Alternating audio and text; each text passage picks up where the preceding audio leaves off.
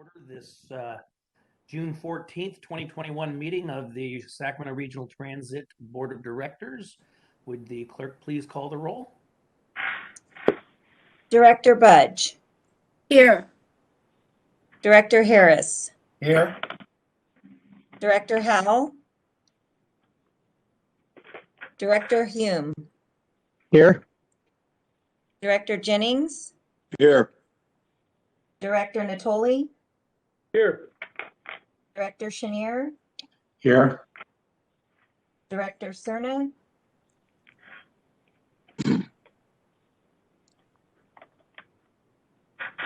Director Valenzuela. Here. And I'm going to go back to Director Cerna because I thought I saw him on here. Yeah, here. Sorry. Okay, perfect. And Vice Chair Kennedy. Here. Okay, with that, we have a quorum of 81 votes. And this meeting of the Sacramento Regional Transit District will be cablecast on Metro Cable 14, the local government affairs channel on Comcast, Consolidated Communications, and AT&T Uverse. Today's meeting will air on Friday, June 18th at 2 p.m. and Saturday, June 19th at 2 p.m. on Channel 14 and webcast at metro14live.saccounty.net and is closed captioned. This meeting can also be viewed on Metro Cable 14's YouTube channel. Thank you. Thank you. And if you'll mute your mics and join me in the Pledge of Allegiance. I pledge allegiance to the flag Flag of the United States of America, and to the republic which it stands, one nation, under God, indivisible, liberty and with justice for all. liberty and justice for all. Thank you very much. Thank you. First item, consent calendar. So the consent calendar items 2.1 to 2.13, we do not have any public comments on these items. Okay, is there any item that the board member would like pulled for discussion at this time? Hearing none, Budge will move approval of the consent calendar items 2.1 to 2.13. Second, Hume. Okay, we have a motion by member Budge and second by member Hume. Please call the roll. Director Budge. Yes. Director Harris. Aye. Director Howell. Director Hume. Aye. Director Jennings. Aye. Director Natoli. Aye. Director Chenier. Aye. Director Cerna. Aye. Director Valenzuela. Yes. And Vice Chair Kennedy. Aye.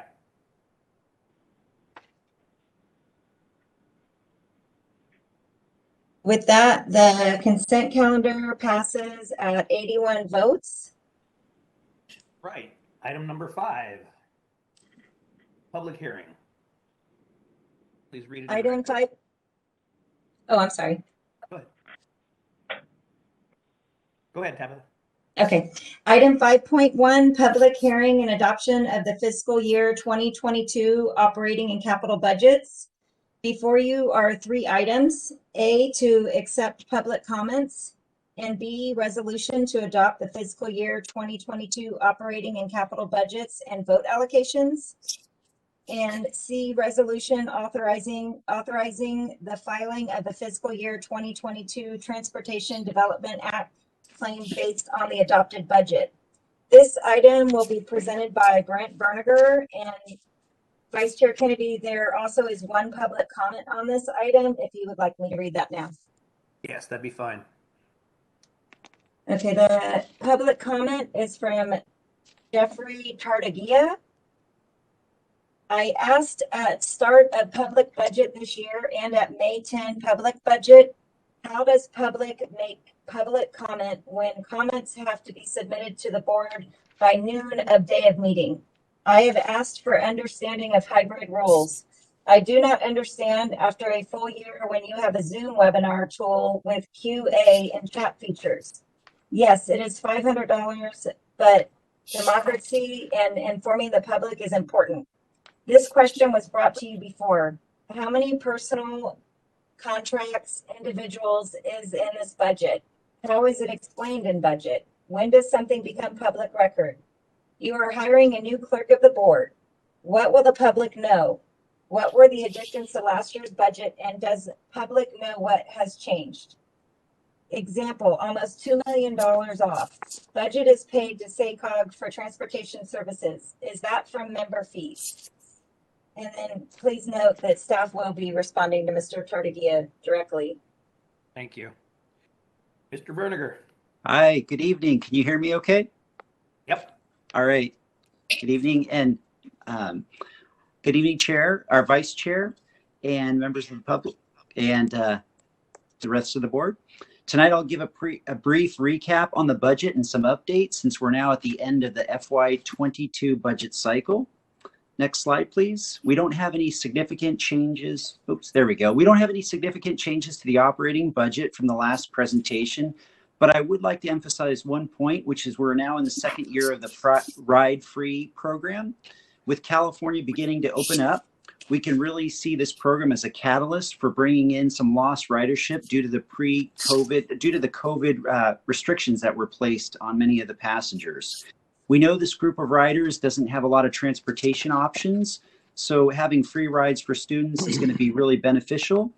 We know that this can bring in additional ridership on our bus, rail, and smart ride services. On the capital side, I'd like to talk about how much is funded on this capital budget. It's $367 million. With the current grants team doing such a good job, I anticipate even more coming through for the capital budget. Next slide. At the last board meeting, there was a question about doing a presentation with some budget to actual numbers. So this slide and the next slide, we have some budget to actuals by category. Don't worry, I'm not going to go through them all. I'm just going to actually focus your attention down on the very bottom, and you'll see that we have a balanced budget for each of those 3 fiscal years. And then when you look at the line for actuals, you'll see that we had positive results for each of those fiscal years. That being 3.2 million for the first year, 12.8 for the second, and we're estimating this third year to be about 7.5 million. And if you could go to the next slide and the next slide right after that. And so the results of those surpluses is obviously we've been able to take that profit, so to speak, that surplus, and put it into 2 funds we call the working capital fund and the operating reserve account.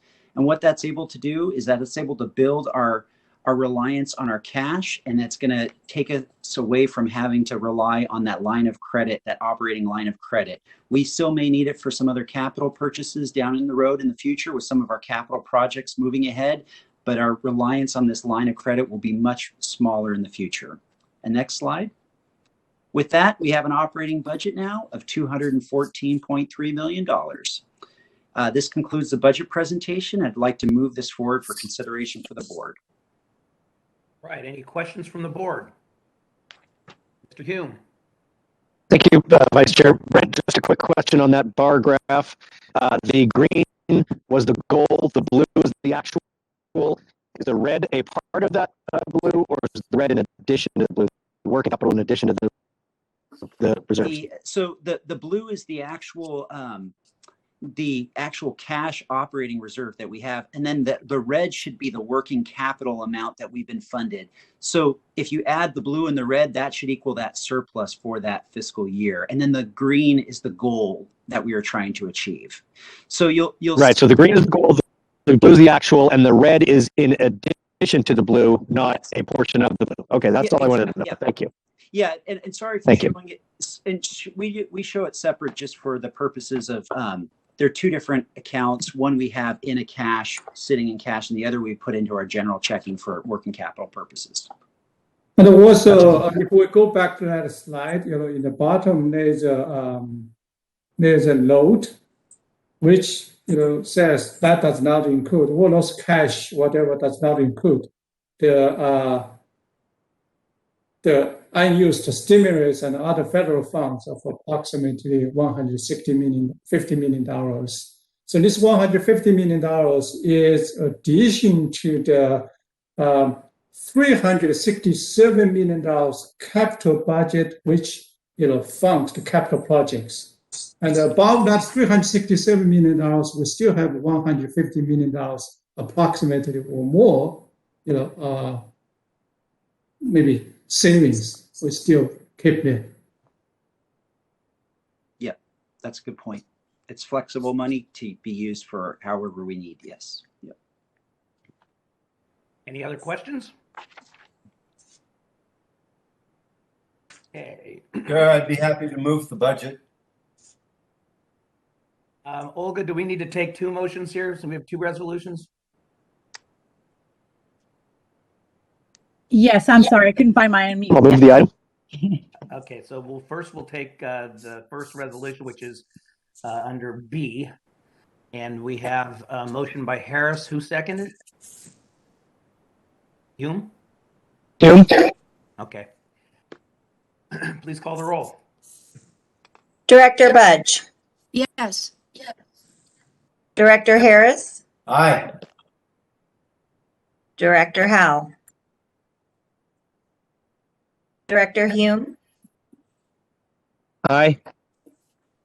Director Jennings, Aye. Director Natoli, Aye. Director Chenier, Aye, and many thanks to the finance staff. Thank you, Brent. Director Cerna, Aye. Director Valenzuela, Yes. and Vice Chair Kennedy. Aye.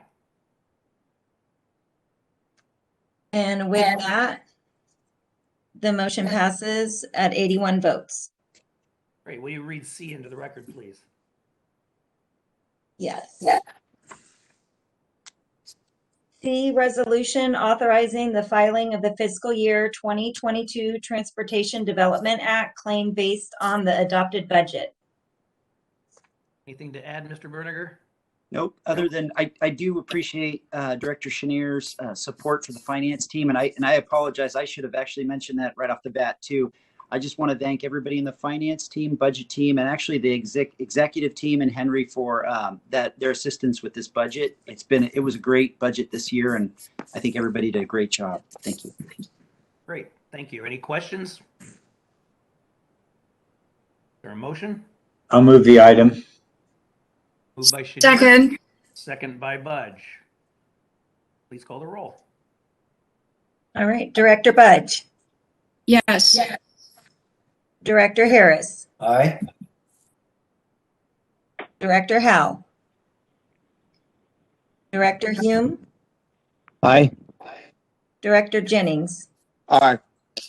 Director Natoli, Aye. Director Chenier, Aye. Director Cerna, Aye. Director Valenzuela, Yes. and Vice Chair Kennedy. Aye. And motion passes with 81 votes. Thank you. Do we have any public comment for matters not on the agenda? I do not have any public comment for items not on the agenda. Thank you. Then next item, please. The next item is new business information, item 7.1, declaring unimproved property adjacent to power end station as surplus to transit operations. And Brent Berniger is here to present that item. All right. Thank you. Sorry. Okay. So what we want to do is just give you a quick update on the power in location and our plans to surplus this excess property at this location. The power in site currently has 299 parking spaces, and over the years we found that the number of spaces that are being utilized is well below the maximum capacity. For example, pre-COVID, we found that at the peak we were seeing a little over 200, maybe 220 to 230 spaces that were utilized, but on average it was more around 100. And obviously with COVID, it's a lot less than 100. It's in the probably 20s at any given time. So we definitely determined that the parking there is definitely, it can serve a better purpose, a TOD type purpose, and then the surrounding area as well. The surrounding area, including the parking, is about 12.65 acres. The parking makes up about a third of that. So right now we're working on these concepts to surplus the property. In the past, we had a purchase and sale agreement with another developer that didn't progress. So we have a little bit of experience with this property. So I think this next time around, we could even do a better job. We plan to bring this back for an action item on July 26th. And we plan to bring this back under the surplus, the new guidelines, the new state surplus land act requirement guidelines. Because we're working with the company Giddy Up to do the electric charging at this site, we've been internally having a few meetings to determine how to better position this for sale. Currently, what we're looking at is, should we sell all of the parking to and then carve out just a portion of that for our needs as part of the whole land sale?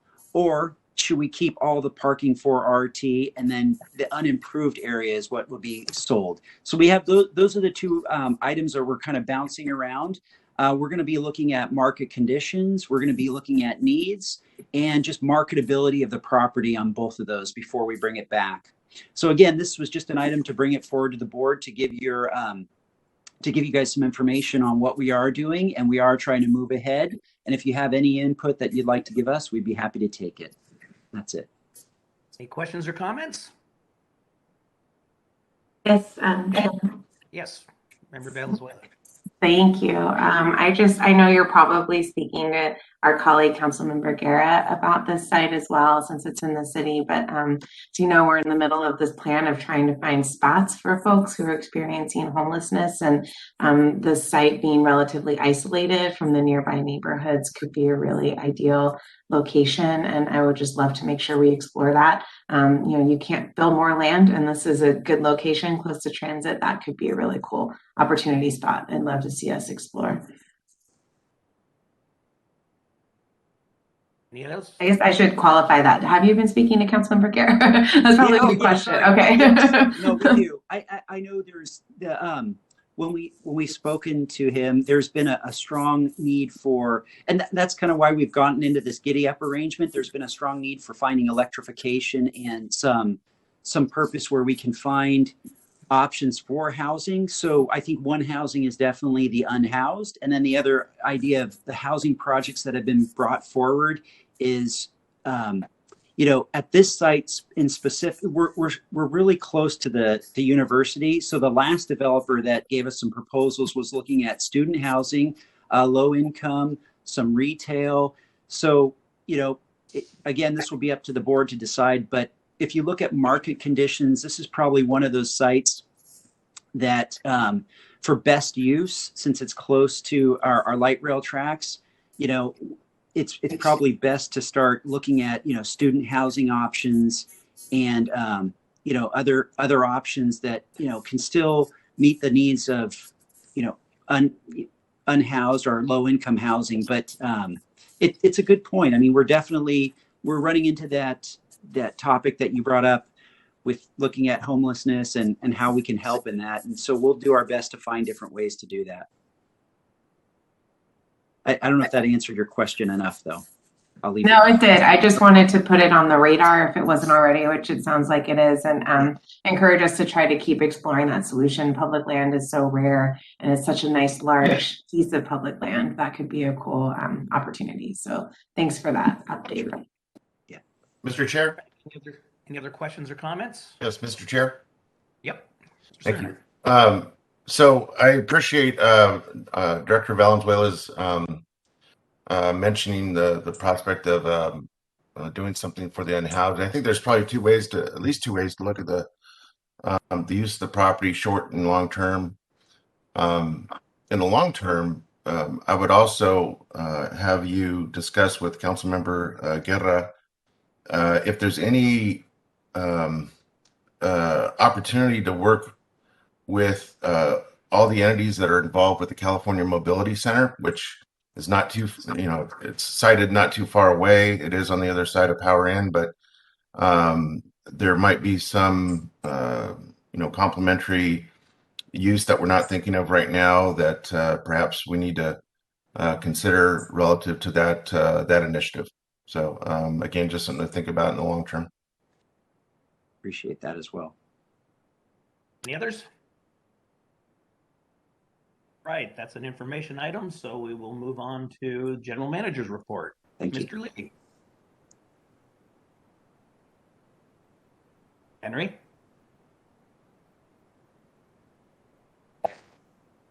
Yes, I tried to There we go. unmute myself. Okay. Hey, good evening, Vice Chair Kennedy, members of the board, and the public. Before I begin my remarks, I would like to take a moment to acknowledge the unimaginable tragedy that occurred at the Santa Clara Valley Transportation Authority's light rail yard just over about 3 weeks ago, which resulted in 9 people, dead, and including the shooter, which is 10 people, death, and some, injuries. And we have reached out to our colleagues at VTA and stand in solidarity as they mourn the victims. And we actually have some, representative went to VTA when they had event to remember the victims. This is a reminder that transit stands together, and we are all part of the VTA family at this moment.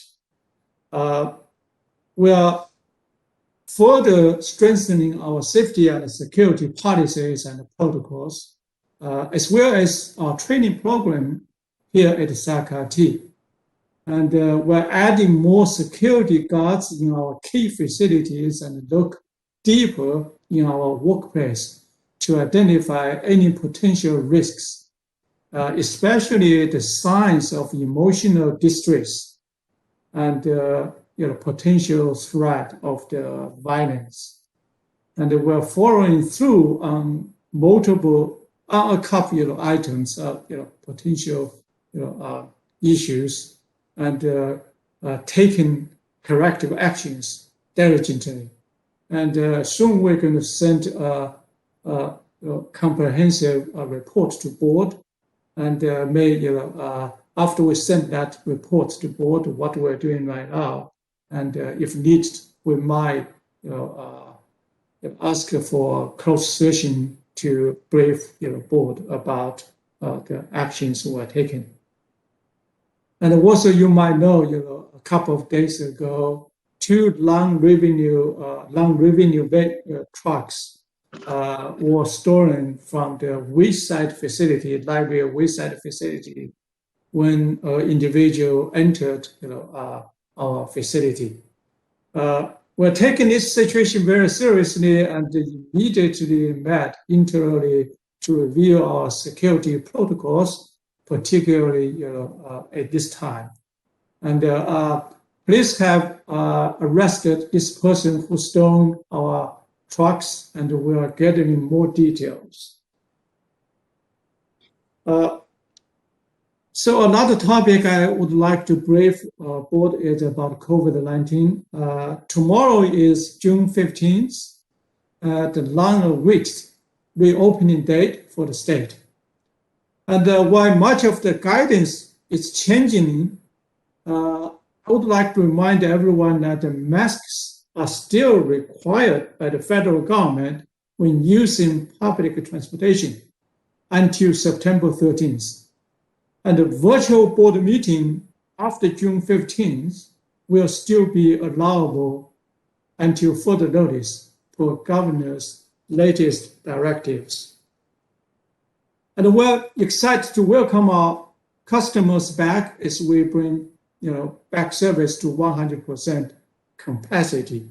And we have increased our service level to 100% nearly, long time ago. But now, the capacity restriction totally lift, so we can do that in 100% of capacity in our service. But the riders and our staff are still required to wear masks when we are in the service.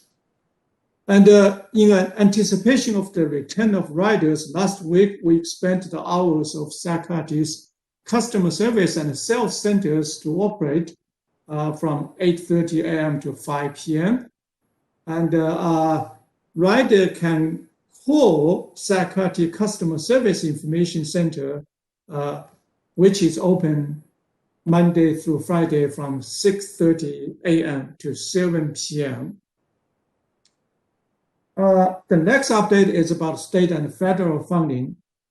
Last week, the House of Representatives marked up the Invest in American Act, a 5-year bill authorizing the Surface Transportation Program. The bill provides $547 billion for surface transportation infrastructure over the next 5 years, including $109 billion for public transit. The key point is this $109 billion is 38% more than current funding level. So we're very excited about that. And SacRT has been joined with a diverse array of transportation and environmental workers, safety advocates, and others across the country who are supporting the Invest in American Act. And we have sent letters, supporting letters to the House representatives and senators. This legislation represents an opportunity to invest in and rethink our infrastructure investments to help our communities meet growing mobility needs, create millions of jobs, and take bold action on the climate crisis, while addressing disparities in communities across the country. We hope this legislation moves through Congress this summer. Additionally, tomorrow is also the deadline for the state lawmakers to pass a budget for the fiscal year 2022. As you know, the state has an unprecedented budget surplus and is still working on the details of the budget. We know that governors may revise includes significant investment in transit, and we are hopeful to leverage the state budget and the saving we secured for ourselves to secure additional federal funding this year. The next update is about the powering ceremony. Early this evening, the board delegated the authority to staff to finalize the license agreement for innovative P3 electric vehicle charging hub at our Powering light rail station. The license would include up to 20 charging stations that would accommodate up to 40 vehicles, installations of solar canopies, Wi-Fi, and battery storage, among other things, plus first and last mile solutions, such as e-bikes and scooters. This is the phase 1 plan, and we're going to have a phase 2, 3, or 4 plan to build, as State Treasurer Ma said, likely the largest and the world-class, charging hub across the nation. Compared to the other charging hubs across the nation. And we will be hosting a groundbreaking plug-in ceremony press conference next Tuesday, June 22nd, at the Powering Station at 9 a.m. Right now, 3 state secretaries, including Treasurer Ma and EPA Secretary, confirmed to attend. And I hope many of you will join us as we celebrate this milestone and work in partnership to meet our clean energy and climate goals. My final remark is SacRT's network integration plan. Last week, we published our draft network integration plan on our website for public review. As a condition of SacRT's 2018 Transit TIRCP grant for 20 new low-floor light rail vehicles, which state granted over $150 million to us. SacRT is required to prepare a network integration plan, which ensures that the project will be compatible with the California State Rail Plan. SacRT's draft network integration plan assesses various potential future operating scenarios of SacRT's Gold Line as well as SacRT's downtown bus network for integration and connection with intercity rail service at the Sacramento Valley Station and other future rail connections. The network integration plan examines the time frame of 2023 through 2027, and some of the key recommendations include begin operating 15 minutes headways to Folsom on Gold Line in September 2023, once one additional track is completed. Add peak hour triple trains to the Gold Line from Sunrise to Sac Valley Station in 2024. Extend Route 30, 38, 51, and 62 into the planned new Sac Valley bus terminal when it is built.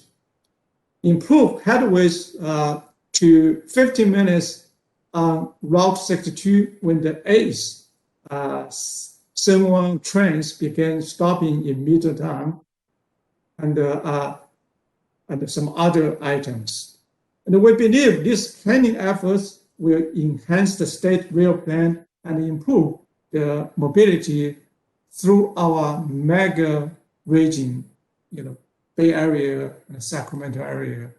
The draft report is expected to be presented to the SacRT board as an informational item on July 26th board meeting.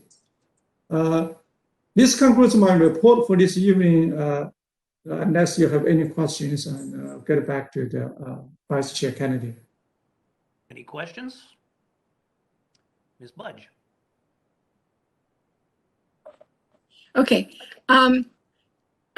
Given the fact that right now Highway 99 is closed and Regional Transit has been offering free rides for people who are affected if they have the right coupon, are you seeing any results? Is there any uptick in ridership or any impact?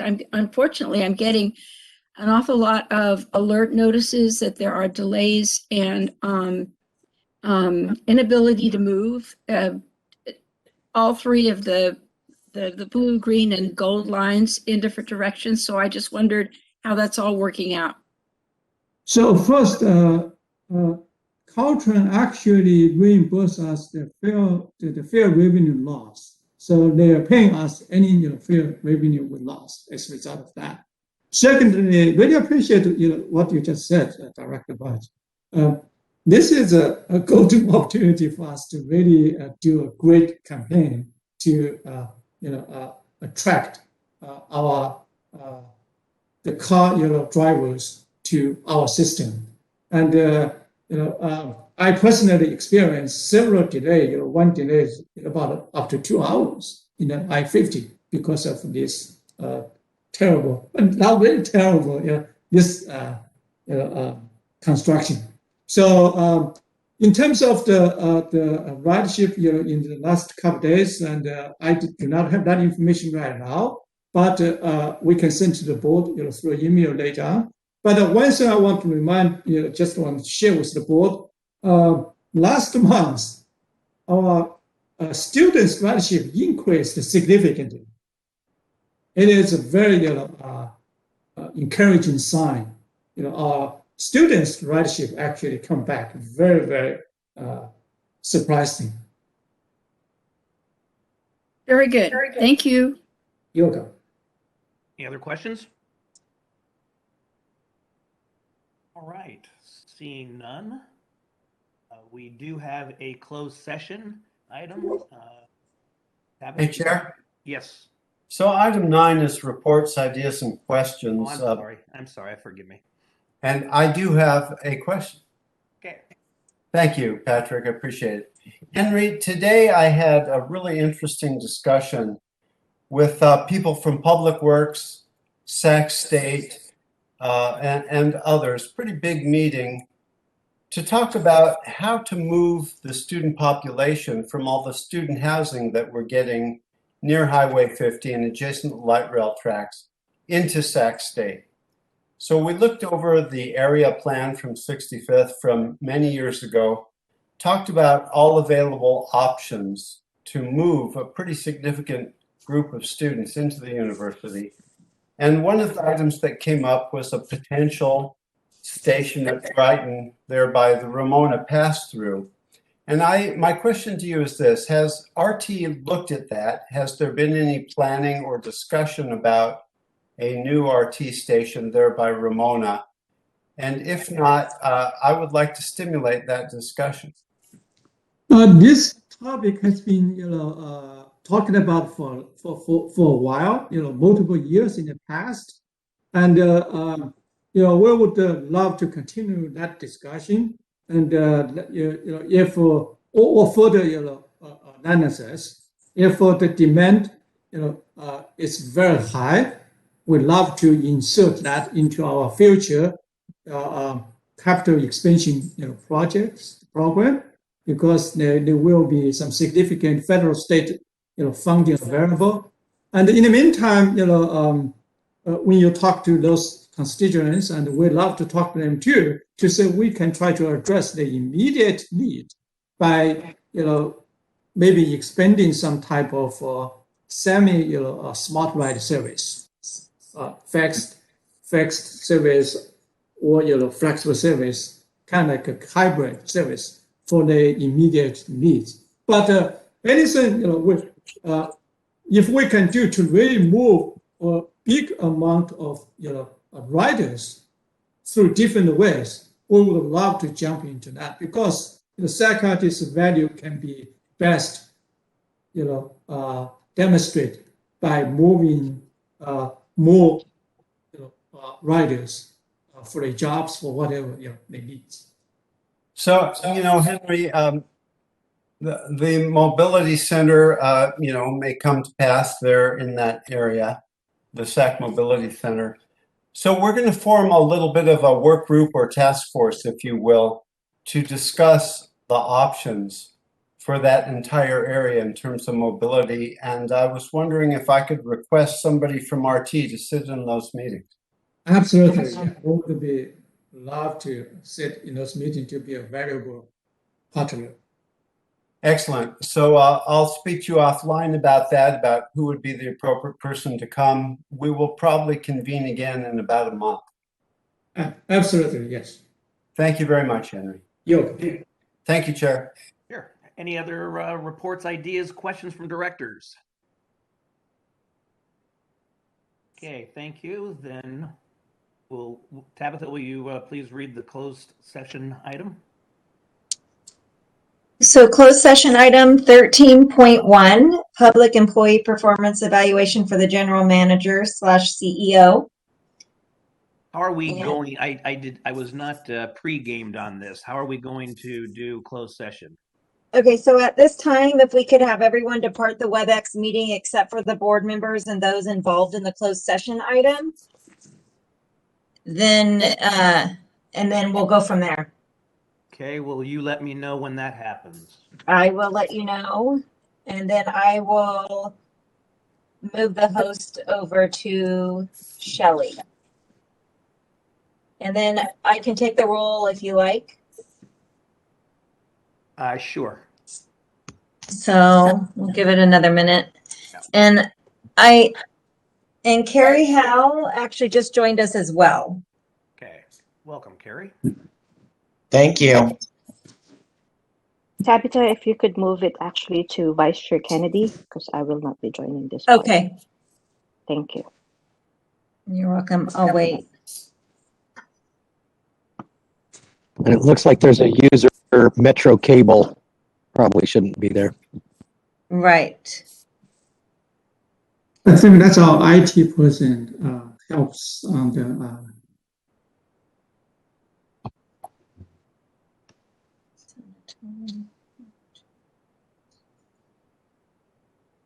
Yeah, I believe Metro Cable's the only one left. Is there somebody here from Metro Cable?